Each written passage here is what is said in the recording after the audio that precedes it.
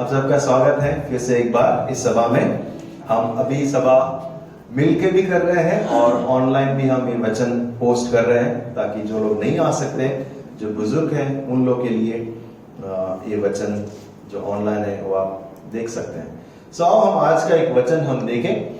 और आज मैंने सोचा कि ये बहुत ही महत्वपूर्ण है कि हम परमेश्वर से भरे रहे।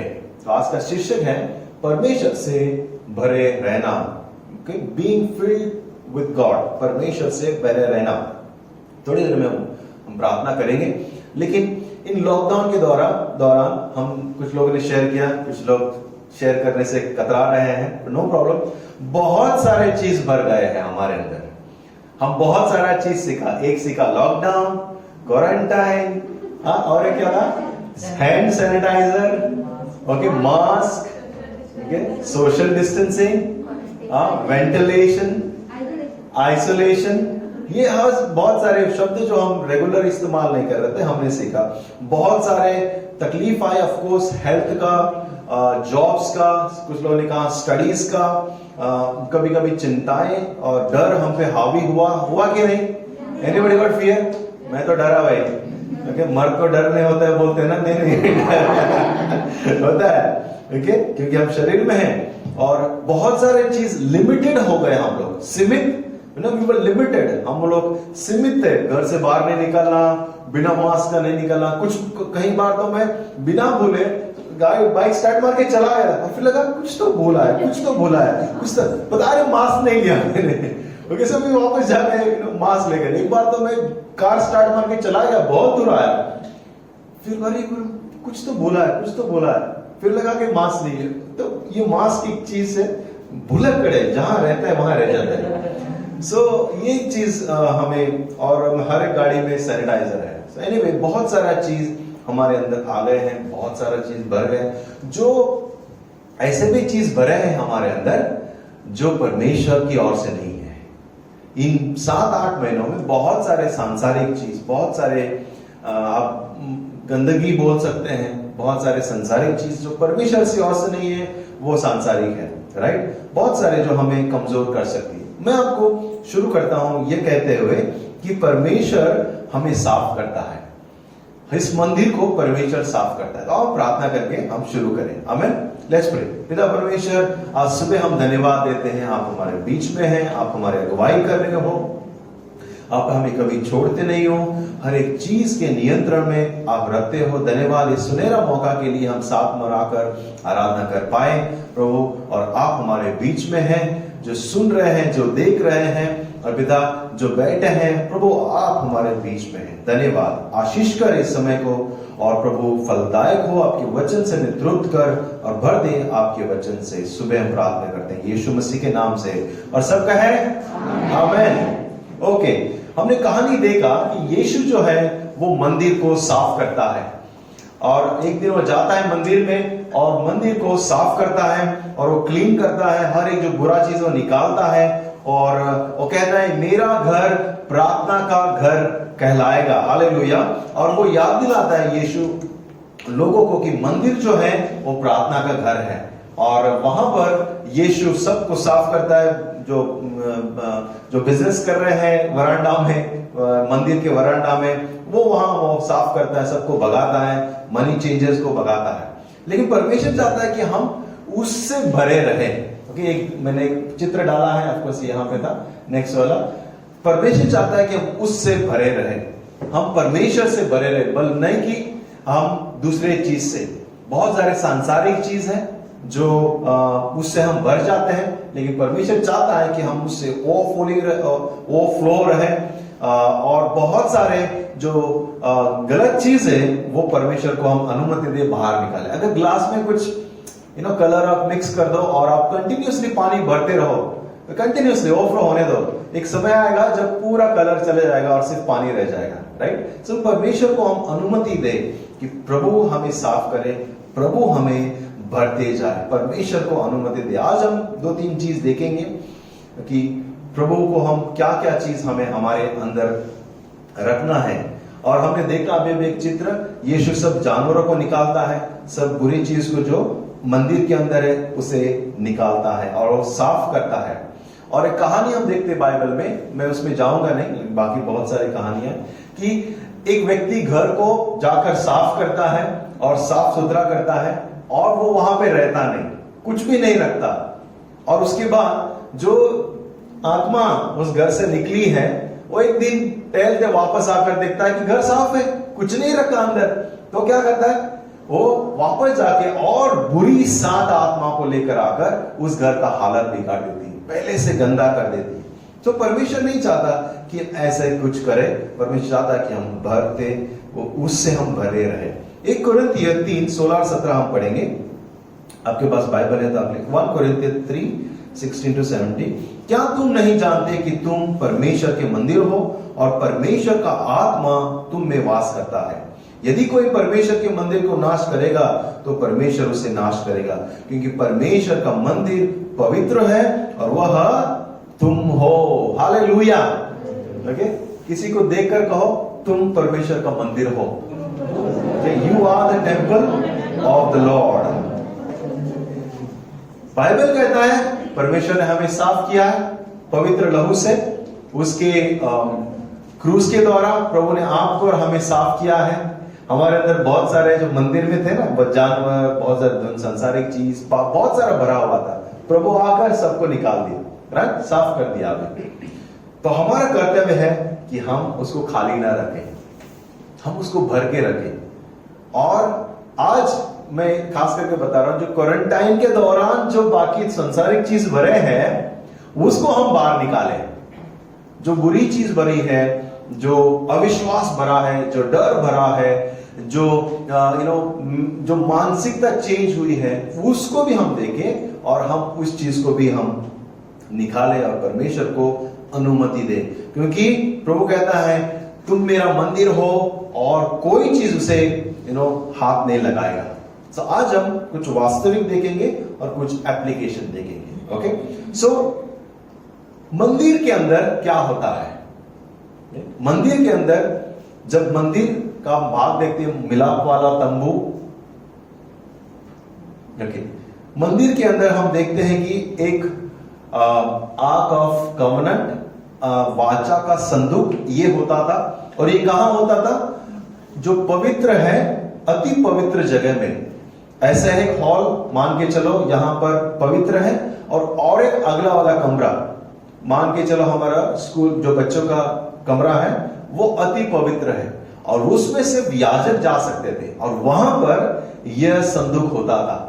यह संदूक पूरा सोने से भरा हुआ है, सोने से बनाया हुआ है, बाकी डिटेल में नहीं जाएंगे, लेकिन यह चीज वहां होता था। और जो मिलाप वाला तंबू कहते हैं, मीटिंग प्लेस, मर्सी प्लेस, जहां पर परमेश्वर की उपस्थिति आती थी, और वहां पर जो याजक सेवकाई करता था, और वहां पर उस तंबू को 2 भाग में बांटा जाता था, पवित्र और अति पवित्र। सो अति पवित्र में ये चीज होता था, संदूक। इसे आर्क ऑफ टेस्टिमनी कहते हैं, गवाही का संदूक, और परमेश्वर का संदूक कहते हैं, और कवनेंट, ओके, जैसे यहां पे है आर्क ऑफ कवनेंट। ये परफेक्ट शेप जब ये होता था, ये एक प्रतीक था कि परमेश्वर उन लोगों के बीच में है, ओके, और एक प्रतीक था कि जब भी ये होता था, सबके लिए आंखों में दिखने वाला चीज था कि मंदिर के अंदर संदूक है, और चारों ओर जो इजरायली घेरे हुए रहते थे, और जानता था कि परमेश्वर यहां पर उपस्थित है। एक प्रतीक था। और जब भी परमेश्वर मिलता, आग दिखता या फिर बादल दिखता या फिर ऐसे कुछ चीजें दिखते, और सब आजू बाजू जो लोग हैं इजरायली, उनको पता था हमारे बीचों बीच परमेश्वर है। हालेलुया। वो लोग एक देखकर खुश हो जाते थे, एक प्रेजेंट, एक रिप्रेजेंट करता था कि परमेश्वर की उपस्थिति हमारे बीच में है। सो मूसा को परमेश्वर ने कुछ कहा, जो ये यहां जगह था, ये परमेश्वर के लोगों के लिए था। और देखो हिब्रू 4:16 कहता है कि इसलिए आओ हम अनुग्रह के सिंहासन के निकट साहस बांध कर चले कि हम पर दया हो, और वह अनुग्रह पाए जो आवश्यकता के समय हमारी सहायता करे।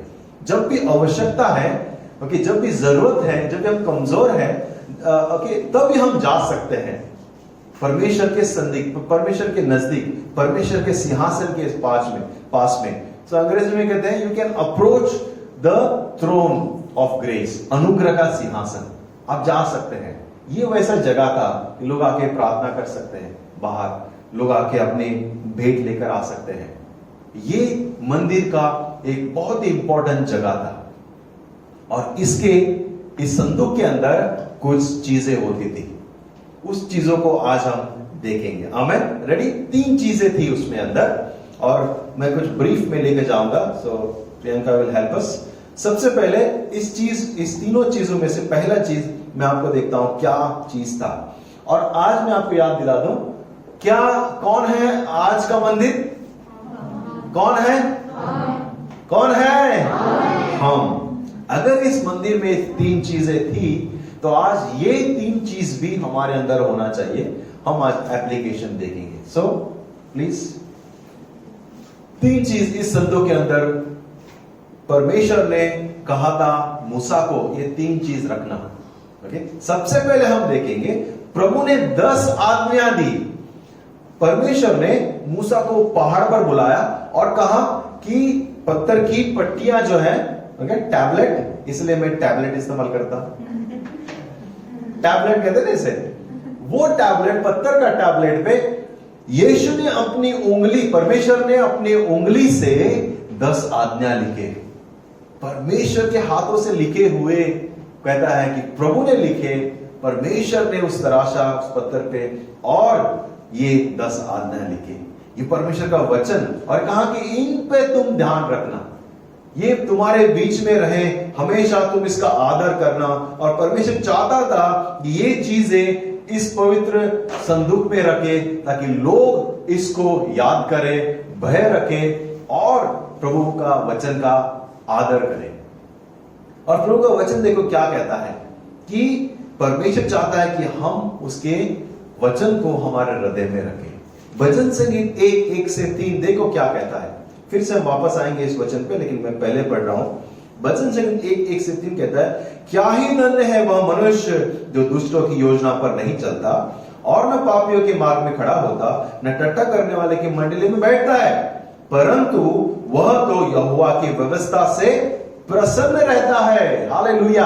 कहते यहोवा की वचन से वो प्रसन्न रहता है, उसकी व्यवस्था पर रात दिन ध्यान रखता है, और वह उस वृक्ष के समान है जो बहती नाली के धाराओं के किनारे लगाया गया है, अपनी कृति में फलता है, जिससे पत्ते कभी मुरझाते नहीं, और जो कुछ वो पुरुष करता है उसमें वो सफल होता है।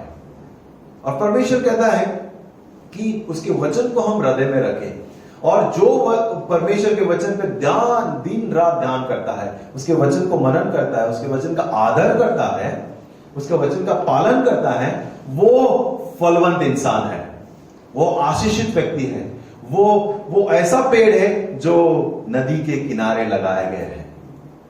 आपने कभी देखा नदी के किनारे पेड़ सूखा हुआ, नॉट ग्रीन, कभी हरा नहीं है?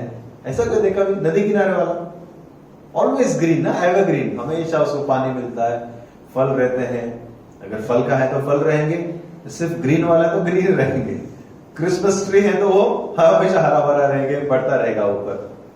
और प्रभु का वचन कहता है वो व्यक्ति है जो प्रभु के वचन को मगन से लेता है, मनन करता है, पालन करता है, वो उस पेड़ के समान है, हमेशा हरा भरा। हालेलुया, हमेशा आशीषित। और जो प्रभु के वचन में नहीं है, जो पेड़ रेगिस्तान में है, सहारा डेजर्ट में हमेशा रोता, सूखा, टेंशन, प्रॉब्लम, कष्ट, दुख, हमें भी है कष्ट दुख, लेकिन हमारी हरियाली कभी नहीं जाती। हालेलुया, हमारी हरियाली। मुझे अच्छा लगा, राजू कह रहा था मस्त मौला था भाई, क्वारंटाइन, पेंडेमिक, फिर भी मस्त मौला था। ऐसे लोग रहते हैं जो प्रभु के वचन की ओर ध्यान देते हैं। देखो, जब ये संदूक, इसकी थोड़ा छोटी सी कहानी में बताता हूं। एक व्यक्ति था जब सौल राजा बना, ओके, सौल राजा जब बना, दुश्मन ने हराया उसको, और ये संदूक उठाकर लेके गए। और वो कौन था, कोई बताएगा? फलस्तीन लेके गए। और जब ये दुश्मन के पास था तो उनको बड़ा प्रॉब्लम हुआ, उन लोग को एक बीमारी आ गई और लोग मरने लगे, ट्यूमर होने लगा, कुछ कुछ होने लगा।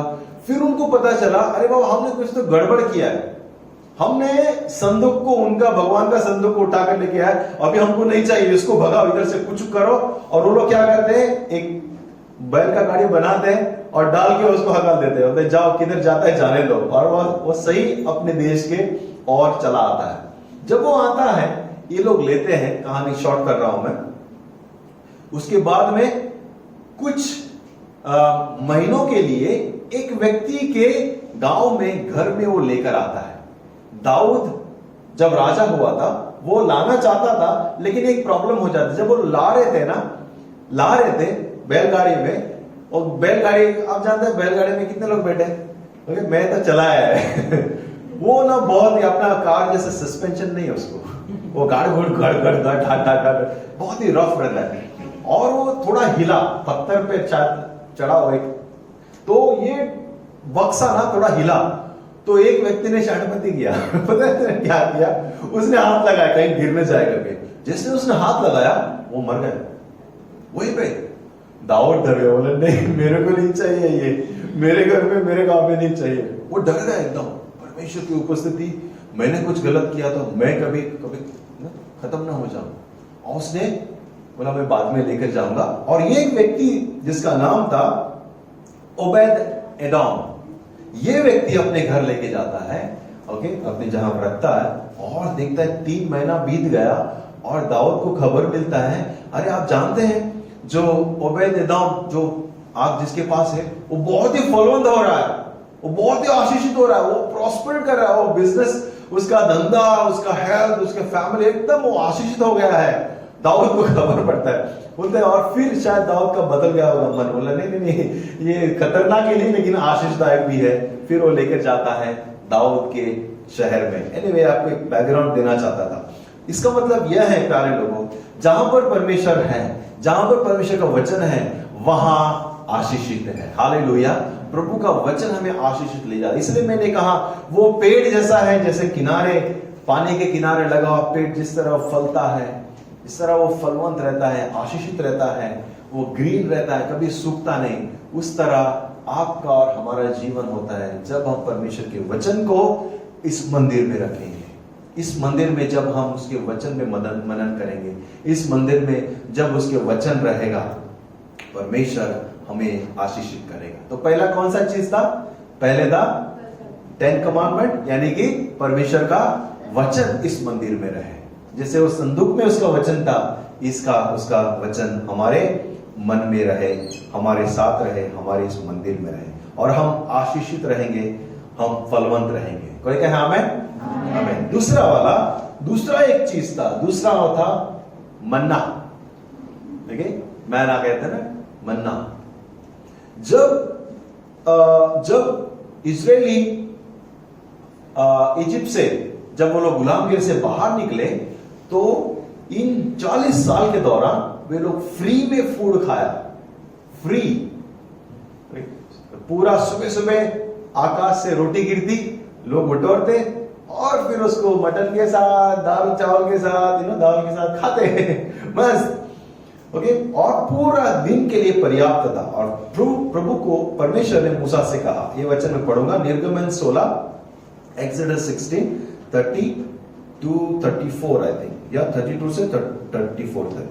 फिर मूसा ने कहा, यहोवा ने जो आज्ञा दी है वह यह है कि इसमें से उमेर भर अपने वंश की पीढ़ी के लिए रख छोड़ो, जिससे वे जाने कि यहोवा हमको मिस्र से निकालकर जंगल में कैसे रोटी खिलाया। तब मूसा ने हारून से कहा, एक पात्र लेकर उसमें उमेर भर लेकर उसे यहोवा के आगे रख दे, कि वह तुम्हारे पीढ़ियों के लिए रखा रहे। जैसे आज्ञा यहोवा ने मूसा को दी थी, उसी अनुसार हारून ने उसकी साक्षी के संदूक के आगे रख दिया कि वह वहीं रखा रहे। आपको पता है, जो मन्ना था वो कितना घंटा रह सकता था?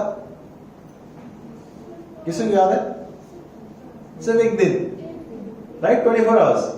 उसके बाद किसी ने ज्यादा भर के रखा ना, है ना। कुछ लोग होते हैं लालची लोग, हम लोग जैसे बोलते हैं ना, हाँ जैसे बुफे रेड हो गया ना, तो अब पहले आप बोलते हैं हम लोग, कुछ लोग पहले ही चले आते हैं, बाद में पीस खत्म हो गया तो पीस खत्म हो गया तो, और पीछे के लोग सोचते नहीं, पीछे का एक डालेंगे बाकी को मिलना चाहिए, भर के ऐसे 3 इडियट में था ना, भर के पूरा इतना प्लेट, बोलते अरे यार जगह नहीं और डालने के लिए कुछ लोग, ओके। लेकिन वो खराब हो जाता था मन्ना, वो लोग अगर अगले दिन के लिए रखते वो खराब हो जाता। लेकिन यहां चमत्कार देखो, मूसा को परमेश्वर ने कहा कि तुम उसे, वो जो कटोरा दिख रहा है ना बर्तन, उसके अंदर मन्ना है, ओके, ओमेस भर के मन्ना भर कर उन्होंने कहा कि रखो, ताकि तुम्हारी अगली पीढ़ी इसे देखकर उनको प्रमाण मिले कि तुम्हारा परमेश्वर ने रेगिस्तान में तुम्हें 40 साल, कितने साल, 40 साल, एक्चुअली वो 39 मंथ था, करीब करीब 40 साल परमेश्वर ने उनको फ्री में रोटी करके खिलाया है। और वो उसके अंदर एक था मन्ना, रोटी 40 साल वे लोग खाए। और देखो प्रभु का वचन कहता है कि मैं जीवन की रोटी हूं, मैं वो रोटी हूं। यीशु जब आया उसने कहा देखो रेगिस्तान में जो स्वर्ग से गिरी थी वो रोटी खाकर तुम्हारे जो पूर्वज थे वो मर गए, वो लोग गुजर गए, लेकिन मैं वो रोटी हूं जो स्वर्ग से उतरा हूं, लेकिन अगर तुम मुझे खाओगे तुम कभी नहीं मरोगे, तुम जीवित रहोगे, तुम सदैव जीवित रहोगे। मैं वो रोटी हूं, वो पेट भरने की रोटी थी, मैं जीवन की रोटी हूं। हालेलुया। यीशु ने कहा मैं जीवन की रोटी हूं, मैं, मुझे जो खाएगा, मुझे जो चखेगा वो कभी नहीं मरेगा, वो मरकर भी जिंदा हो जाएगा। यीशु जीवन की रोटी है। यीशु हमारा वो रोटी है जो हमें जीवन देता है, जो हमें स्वर्ग से आया है लेकिन हमें स्वर्ग में ले जाने वाला है। और प्रभु ने कहा एक जगह पर, जहां जो मुझे हृदय से स्वीकार करेगा, मुझे स्वागत करेगा, मैं उसके घर पे आऊंगा, मैं उसके दिल में रहूंगा। प्रकाशिक वाक्य में लिखा है वो हृदय में आकर हमारे हृदय के दरवाजे को खटखटा रहा है। आप सुन पा रहे हैं? ये सुन पा रहा है, लेकिन क्या प्रभु के खटखटाहट को सुन पा रहे हैं?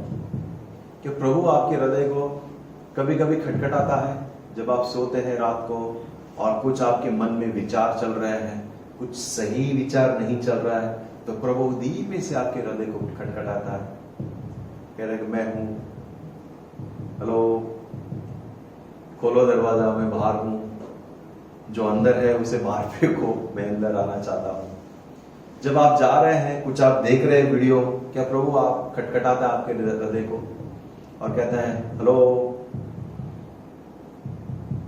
मैं अंदर हूं, लगता है मुझे बाहर जाना पड़ेगा, कुछ चीज जो तुम इनवाइट कर रहे हो इस घर में, जिस घर में मैं हूं, हेलो। और कभी कभी आप बुला रहे हो उसे, लेकिन प्रभु दरवाजे के बाहर ही है और प्रभु खटखटा रहा है, कहते हैं मैं अंदर आना चाहता हूं लेकिन तुम मुझे बुला नहीं रहे हो। और प्रभु हमारे हृदय को खटखटाता है। क्या हम सुन पा रहे हैं उसके दरवाजे की खटखटाहट को? क्या हम उसे, उसके लिए तैयार हैं हमारे हृदय को खोलने के लिए, इस मंदिर के दरवाजे को खोलने के लिए?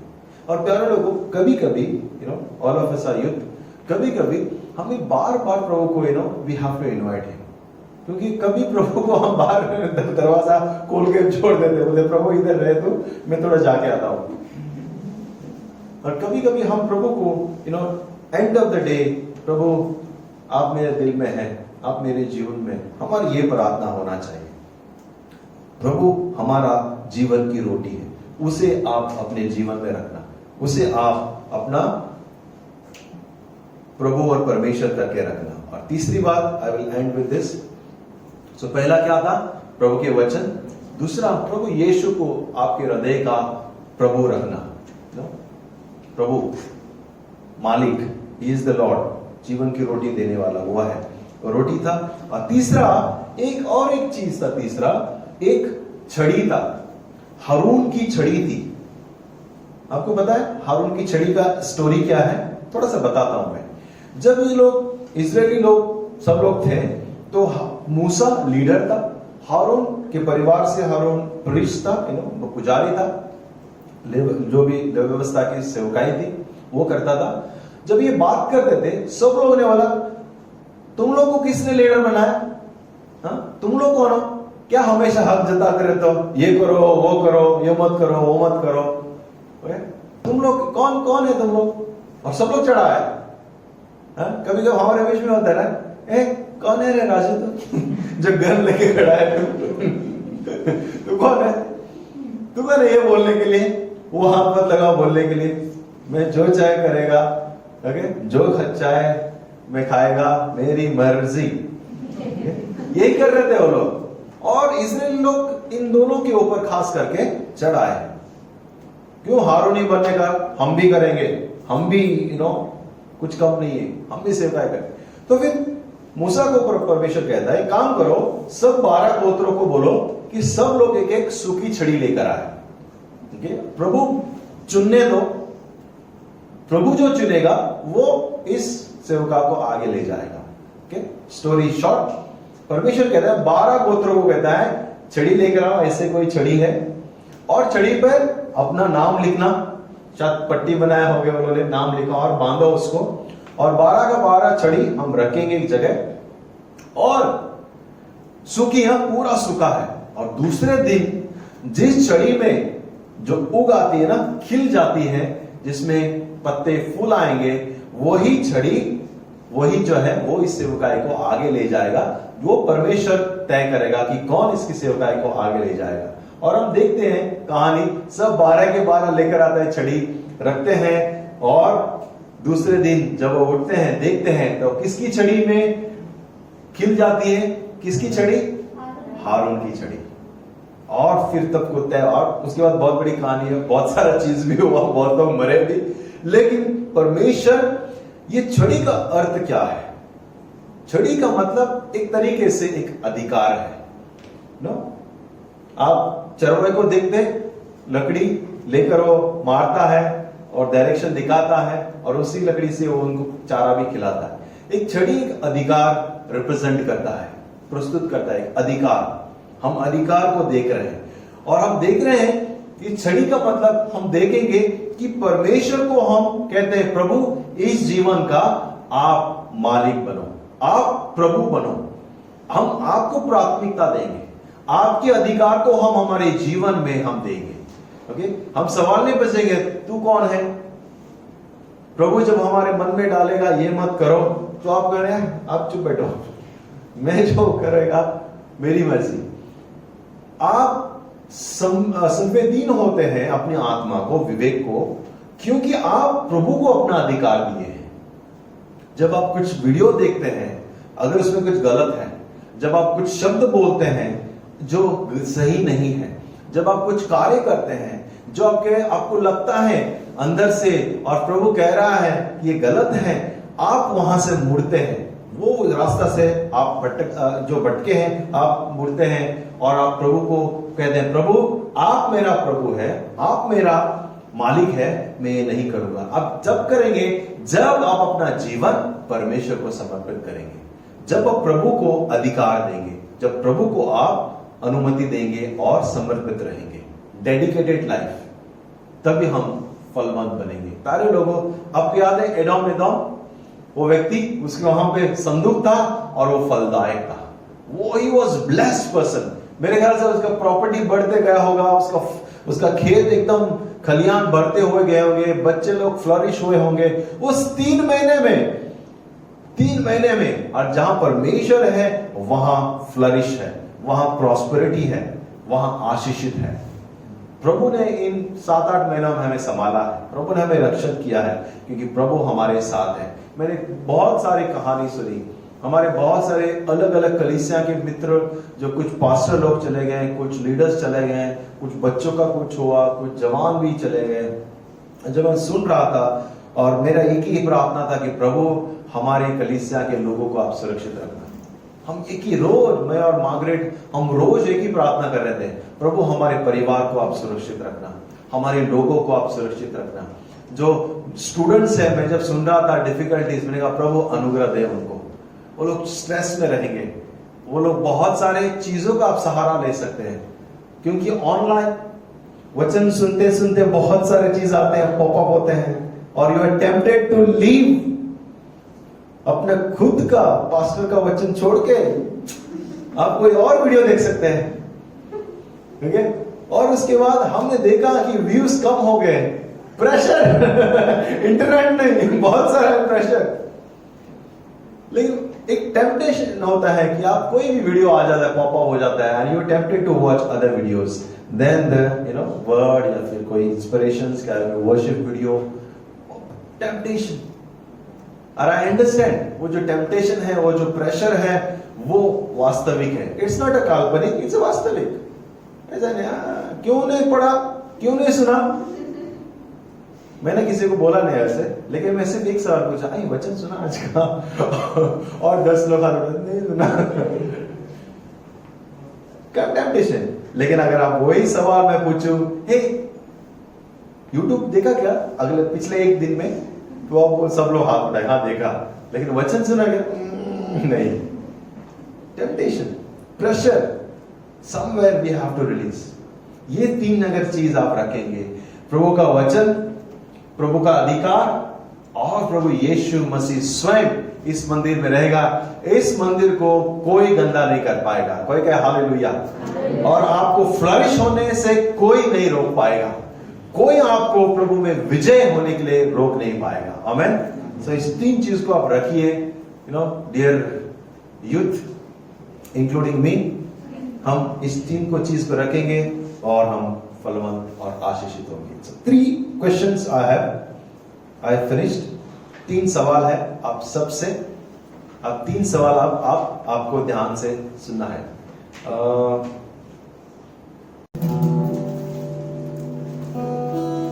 मैं 3 सवाल डालता हूं आपके मन में, आप देखना, सुनना प्रभु को, और इस तीनों सवाल पे आप ध्यान केंद्रित करना। प्रभु हमारी अगुवाई करें, और हम एक कोरस, उसके बाद हम कोरस से गाएंगे। पहला सवाल,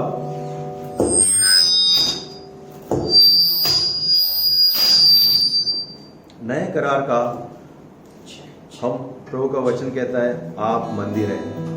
तो मेरा एक सवाल है सबसे पहले, कितनी बार आपने अपने आप को परमेश्वर का मंदिर माना है? कितने बार, how often you think about fact that you are the temple of the Lord?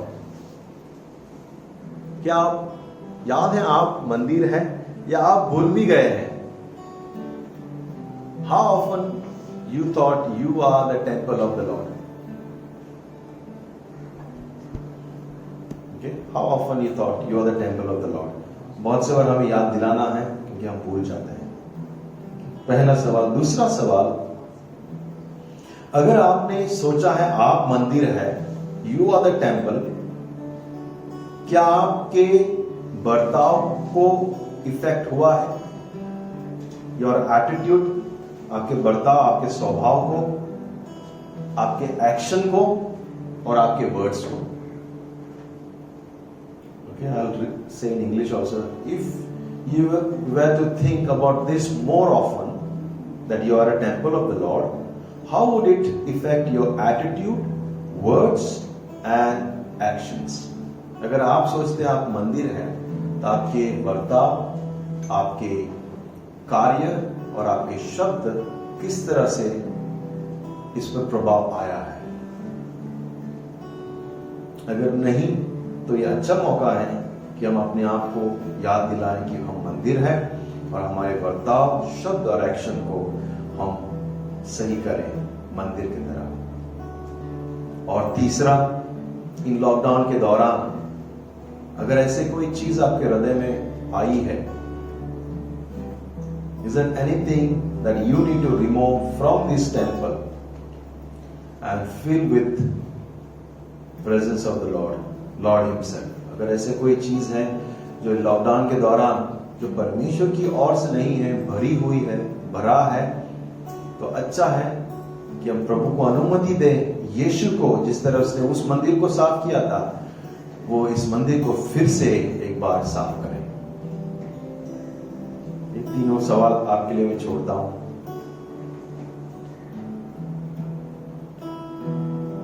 मैं चाहता हूं कि आप अपने आंख बंद करें, close your eyes, just think of this 3 questions, तीनों सवाल। Are you the temple of the Lord? You really think?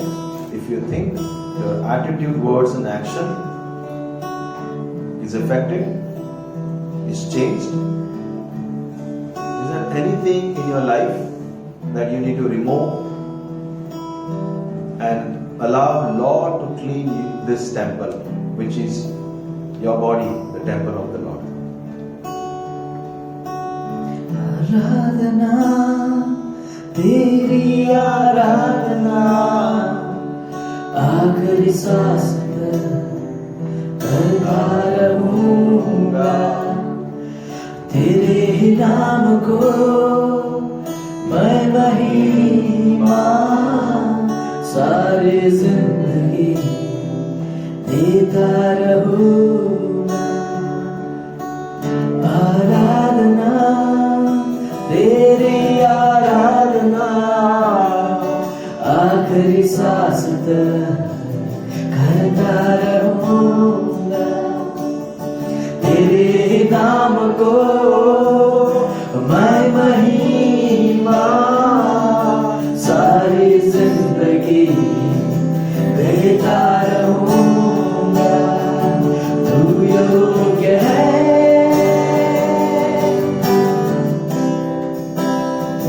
तू योग्य है,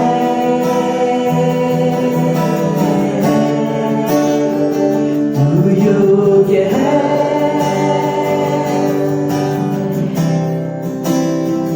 तू योग्य है।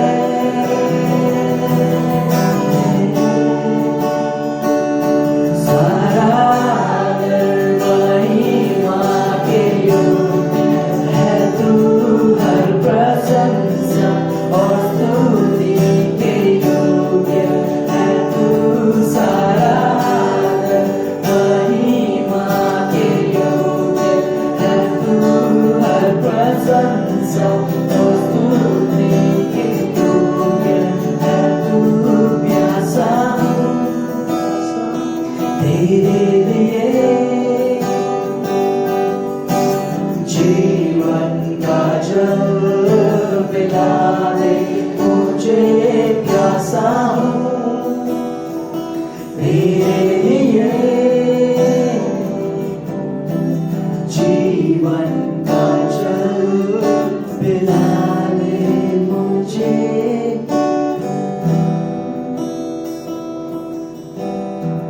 प्रभु, इस सुबह हम धन्यवाद देते हैं कि आप पिता प्रेमी परमेश्वर है। हमारी कमजोरियों में आप हमें बल देते हो।